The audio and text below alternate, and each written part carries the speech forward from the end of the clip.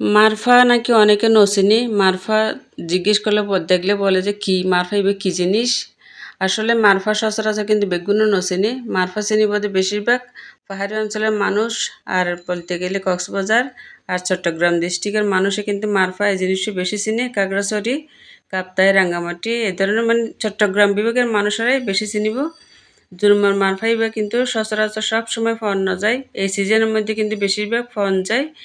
খাইতে যে এত মজা, চিংড়ি মাছ দিয়ে রান্না করলেও মজা, ইসৌনি দিয়ে রাঁধিলেও মজা, তারপরে আর কি হইতে ইলিশ মাছ দিয়ে রাঁধিলে তো আরও বেশি মজা। আর গরম মধ্যে যদি ইলিশ মাছ আনে জনে জিজ্ঞেস করেন পরে দেখি ইলিশ মাছ কী দিয়ে রান্না করছাম, কী দিয়ে হাইব, হনে কী হাইবে, কী দিয়ে হাইবে, কেউ হইব বুনা করে, কেউ হইব মানে সরিষা দিয়ে রান্না করো, আর কি হইলে আলু দিয়ে রান্না করো। আর ঘরের মানুষই ভাই হদ্দে নাকি জুমর মারফা দিয়ে হাইব। তো জুমর মারফা দিয়ে যখন হাইব বলে হইয়ে বাড়িতে কিন্তু জুমর মারফা কিনে এনে ফাটাই। তো এটা কিন্তু সচরাচর তেমন কিন্তু পাওয়া যায় চিটাগাংয়ের মধ্যে। মানে এত যে স্বাদ কি হই মাই এদিকে ইলিশ মাছ ইউন খসানোর পরে কিন্তু আমি এখান তুলিলে যাতে একানা করে নভাঙে, এভাবে আস্তে আস্তে তোলন করিব। যেহেতু কাঁচা মাছ নভাজি চাই দেখুন আমরা কিন্তু আর রেসিপি চান কেন লাগে নতুন রান্না করে দিয়ে নয়, অথচ অনরার হাসে কিন্তু এবার নতুন, আর হাসে কিন্তু এটা পুরাতন। আমি কিন্তু আরও বহুতবার রান্না করে খাই।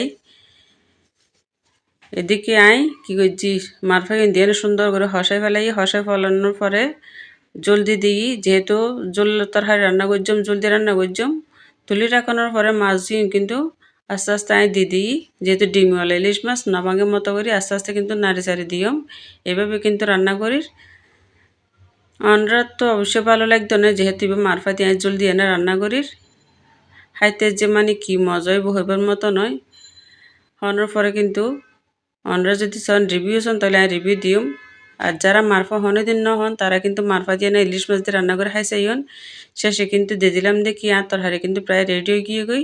শেষে দিয়ে দিলাম দেখি ধনিয়া পাতা, এবার যদি বিলাতি ধনিয়া পাতা হয়ে আর কি আরা সেটিংয়ে হলে ধনিয়া পাতা দিয়ে যখন রান্না করে যখন গরম ভাত দিয়ে যখন খাইতে যে এত মজা ওবার মতো নয়।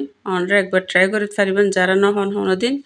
শেষে সেরাম দেখি লবণ দিই কিনা তো নিজেও আসলে মনে নাই। শেষে আরেকবার চাই লবণ। আর যারা যারা আমার মারফা দিয়ে ইলিশ মাছের রান্নার রেসিপি প্রথমবার দেখেছেন তারা কিন্তু অবশ্যই কমেন্ট করবেন কেমন লেগেছে আমার এই রান্নাটা আর মারফা রেসিপিটা। অবশ্যই একবার খেয়ে দেখবেন, খেয়ে কিন্তু আমাকে অবশ্যই কমেন্ট করে জানাবেন কেমন হয়েছে আর আমার রেসিপিটা। আর কি বলবো, আমার এতই ভালো লাগতেছে মানে মারফাটা সুন্দর একটা গ্রান আসতেছে ধনিয়া পাতা দেওয়ার পরে।